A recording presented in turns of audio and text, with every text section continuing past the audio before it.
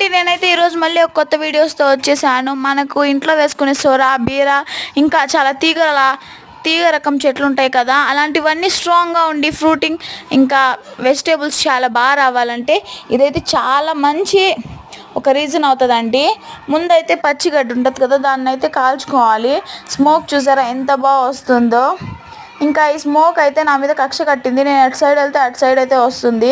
ఇంకా గాలి ఎక్కువ ఉండడం వల్ల చాలాసేపు అయింది దీన్ని కాల్చుకోవడము.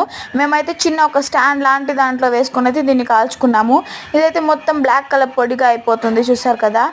ఈ పొడి కలుపుకోవడానికి ఇది మనం ఎలా వేసుకోవాలి అంటే వాటర్లో కలిపి, నార్మల్ వాటర్ కాకుండా మనం బియ్యం కడిగింది ఇంకా మినపప్పు అలాంటివి కడిగినవి ఉంటాయి కదా, ఆ వాటర్ అన్ని మనం ఒక దాంట్లో స్టోర్ చేసి పెట్టుకోవాలి. ఇంకా స్టోర్ చేసిన వాటర్లో మొత్తాన్ని వేసి బాగా మిక్స్ చేసుకుందాము. నెక్స్ట్ ఇదైతే కొద్దిగా ఉంటుంది, ఇంకా వాటర్ యాడ్ చేయాలంటే చేసుకోవచ్చు. పార్ట్ 2 కోసం